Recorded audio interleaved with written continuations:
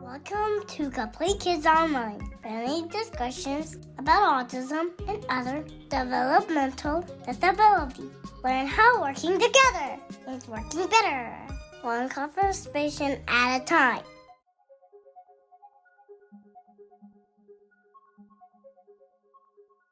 Hello, welcome to Complete Kids Online. I'm Gina. I'm Bob. And we're joined here today by Jennifer. Hi. Jennifer is one of our first parents in our ABA program, and we're here to learn a little bit about her journey with us and her experience. So tell us a little bit about your son, just to start off with. So his name is Josiah. He's 6 years old. He loves the Titanic. Very outgoing little boy. Loves doing crafts, building boats. Very energetic, super full of energy. And he enjoys every bit of therapy, every bit of it. But very energetic little boy. He's in kindergarten. He'll be 7 in January. So he's double duty. He's kindergarten, then comes to us. Mm-hmm. Oh, that's awesome. He goes to kindergarten, to school during the day, and then comes to ABA therapy from 3:30 to 6:30, Monday through Thursday, and then Saturday 8 to 1. So. Well, that's awesome. He's got a full plate. Definitely a full plate. Tell us a little bit about what early signs you saw that made you kind of maybe go to your pediatrician. So he was actually quite a normal, atypical child in the beginning, just like an atypical child would be. And then as things started to progress, when he got to be around 15 to 16 months old, he started to regress a little bit. He was saying mama, and then that just kind of stopped. Mm-hmm. He was eating with a fork and spoon, and that just kind of stopped. He became very distant. He used to love to be held and cuddled, and that just went away one day. And then I just noticed that something was off. So I took him to the pediatrician, and she saw different signs and stuff in him that would lead to autism. So she sent us to a behavioral health doctor who initially done the test, and then they found out he was level 2 autism. What does that mean? So they say that there's 3 levels, level 1, 2, and 3, and he is in the middle. Pretty high functioning, but it's a spectrum, so there's so many different levels and kinds, it can't pinpoint to one. So. And what services did he start receiving after that? So he originally started receiving occupational therapy and speech therapy through Complete Kids. Mm-hmm. He had occupational therapy for about 2 years, graduated that, and he had speech all the way up until this year, and he just recently graduated speech therapy. And then he started ABA 2 years ago, whenever Complete Kids had started it in Gastonia. So it has been a whirlwind. We've had our good days and bad days. Okay. I was going to say, why is it a whirlwind? Yeah, for sure. We've had our good days and bad days. There was times that he would cry from the second he walked in until the second he left. And then there were days to where I couldn't get him in the door fast enough. And as time progressed, if he's sick and can't go, he's extremely upset. And like if they're closed on the weekend, he's extremely upset. Now he's ready to go. Like it's just ready. So when you first get that diagnosis, like what goes, I'll feed it to you if you don't give it to me. Yeah. I heard you had an amazing quote that I heard via the grapevine that you said, I thought it was the end, but it actually ended up being just the beginning. Yeah, 100%. It definitely feels like the end. You get hit with so many emotions. Sad, happy, scared, because you don't know what to expect. It's just a lot to take in at one time. But the thing that I can say helped us is early intervention. If the early intervention and starting him at therapy and getting the diagnosis early was not there, there's no telling where he would be now. So, but it was definitely the start to our journey, and it's been great. Like I can't say anything bad about it. It's been a whirlwind at times, but everything's been doing great. So good to hear. Yeah, We yeah, love hearing that. Definitely, definitely. What kind of progress did you see when you first started? So he was, I don't know the correct terms, but he was bouncing off the walls. He was all over the place. He could cut flips and circles, and he couldn't sit still for 2 seconds. He just couldn't do it. But through all the therapies and progress and people working extremely hard with him, he is able to now sit still for a select amount of time. He's able to do work. He went from not speaking at all to talking your head off every day and having really good adult conversations.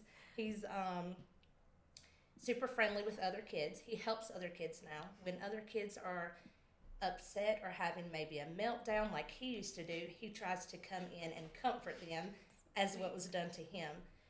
What's that feel like as a mom? Amazing.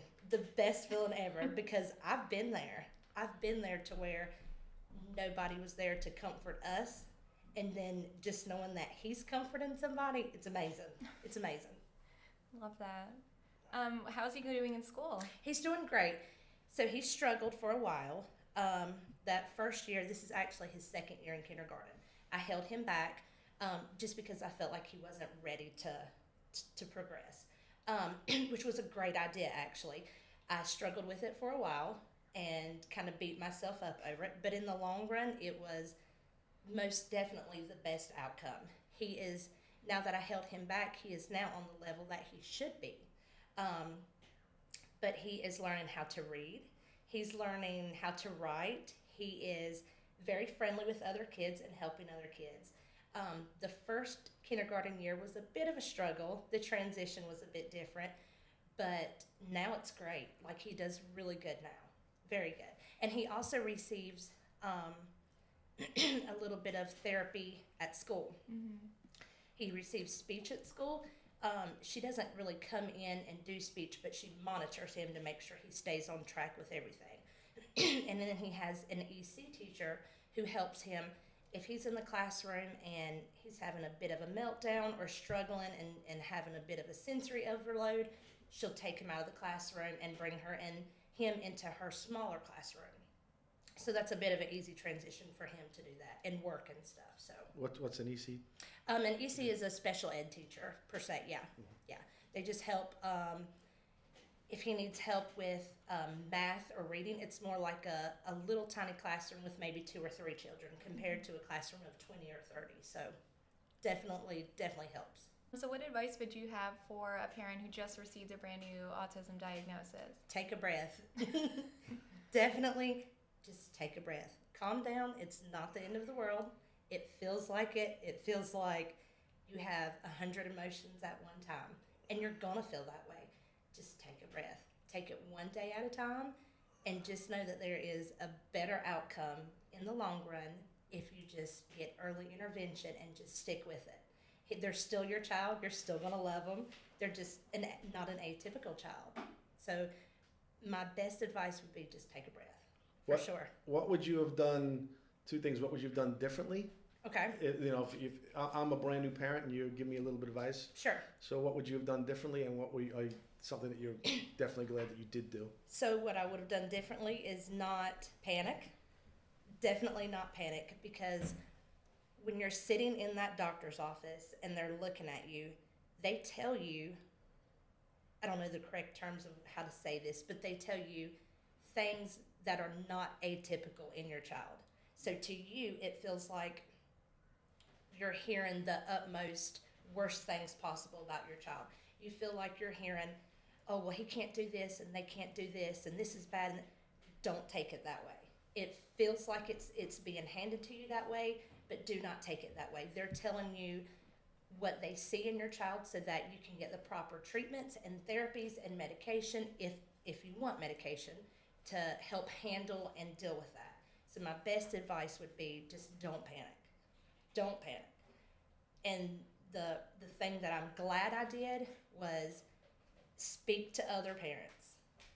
Definitely speak to other parents, because in the beginning you're panicking not knowing what to do. But if you talk to parents that have been in it a while and that they've been through all this, they can give you so many more resources and advice on what to do, what to expect, where to go, and it's so much easier that way. And it's more of a support having other parents whose children are on the spectrum, because they get it, they understand it. If you're in a store and your child is having a severe sensory overload and meltdown, and they're in the middle of the aisle and they're flailing their arms and screaming and pulling stuff off the shelves, maybe a typical parent does not understand that, but that autism parent will step in and help. What can I do?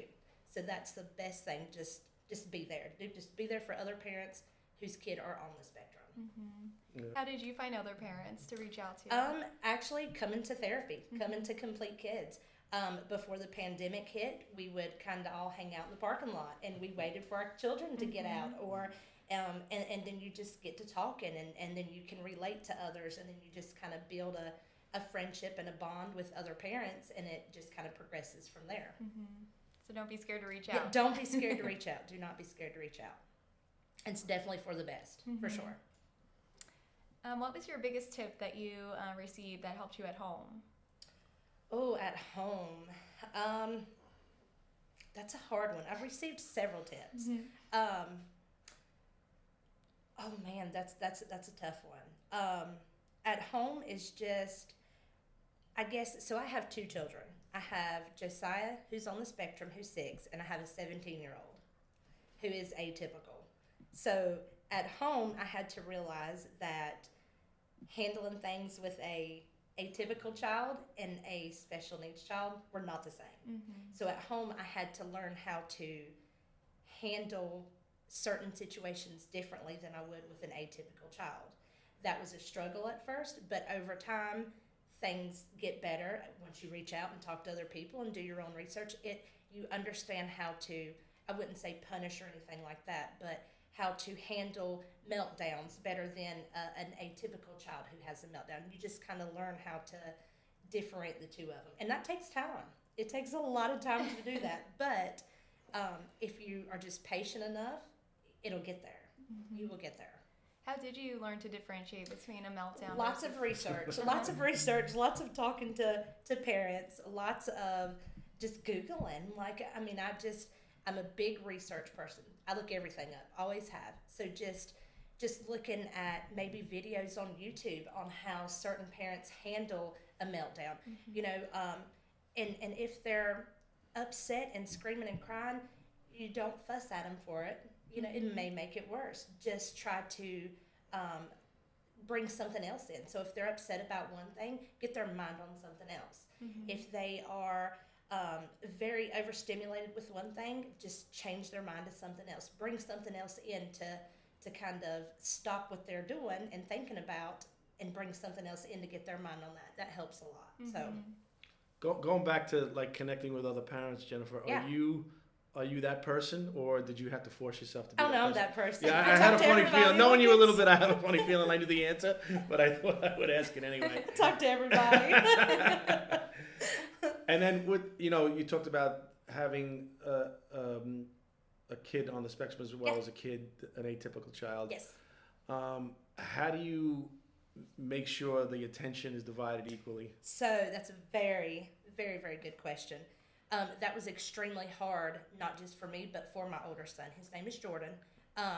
He was 11 when Josiah was born. So there's a very big age gap. But he was used to it being just mom for so long. And then you bring a baby in and the excitement's there. He's very excited. And then the signs of autism hit. And the constant crying. There could be hours of crying because the child who's on the spectrum is trying to maybe say something to you, but they don't have the words to say it. So you're trying to figure out why are they crying. And sometimes it could last for hours. Sometimes it could last for days. But there is an end to it.